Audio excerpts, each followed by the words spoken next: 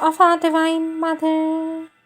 Our Divine Mother says, without care for time, without fear for space, surging out, purified from the flames of the ordeal, we shall fly without stop towards the realization of our goal, the supramental victory. With love and blessings, says our Divine Mother. His spirit mingles with eternity's heart and bears the silence of the infinite.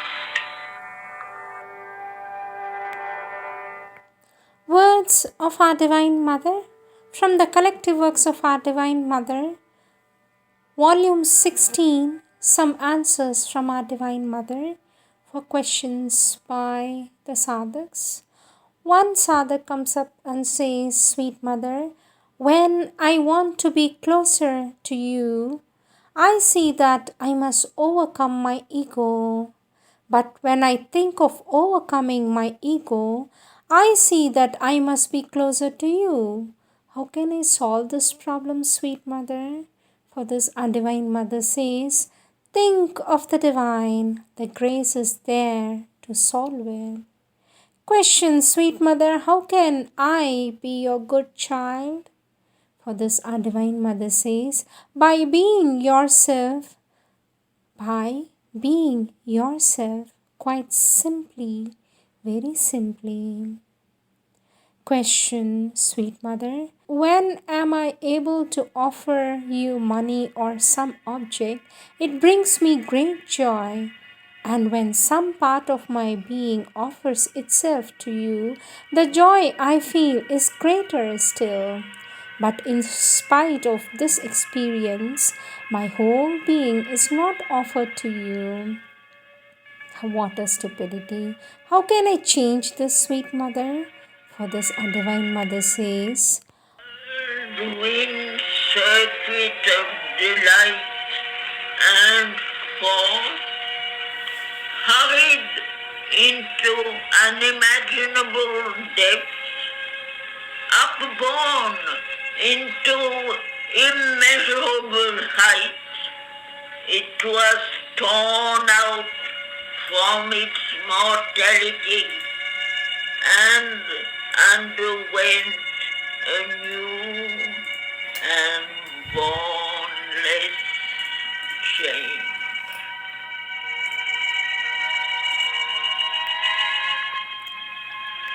our Divine Mother says, we are made up of many different parts which have to be unified around the psychic being if we are conscious of it, or at least around the central aspiration. If this unification is not done, we carry this division within us. To do this, each thought, each feeling, each sensation, each impulse, each reaction, as it manifests, must be presented in the consciousness to the central being or its aspirations. What is in accord is accepted, what is not in accord is refused, rejected, or transformed. It is a long endeavor which may take many years, but once it is done, the unification is achieved and the path becomes easy and swift, says our Divine Mother.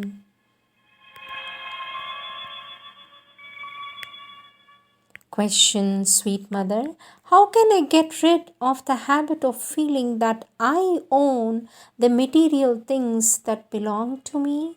For this, our Divine Mother says, if you belong entirely and totally to the Divine, then all that belongs to you, all that forms parts of your material being, belongs to the Divine. Question, sweet mother. Sometimes I think that the Agni you kindle in me is going to burn up everything that separates you from me.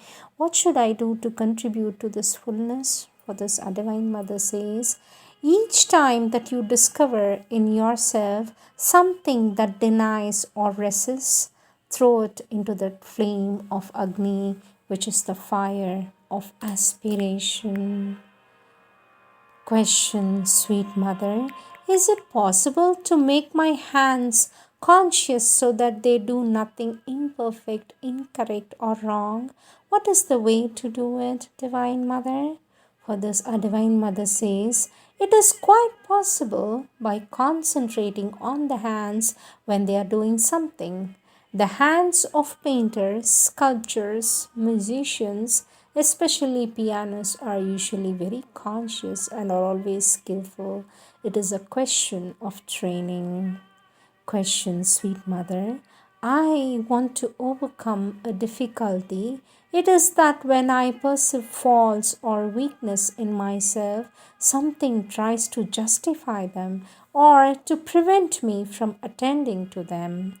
Our Divine Mother says, this something is the insincerity of an ignorant self esteem which has not yet understood that it is nobler and loftier to recognize one's faults in order to correct them than to conceal them in the hope that they will not be noticed. As for all psychological problems, here too, sincerity, a total and uncompromising sincerity, is the true remedy. Question, sweet mother. Please tell me how I can get rid of the past which clings so heavily. For this, our Divine Mother says to get rid of the past is something so difficult that it seems almost impossible. But if you give yourself entirely and without reserve to the future, and if this giving is constantly renewed, the past will fall away by itself and no longer encumber you. An empty slate on which the universal and soul could hide.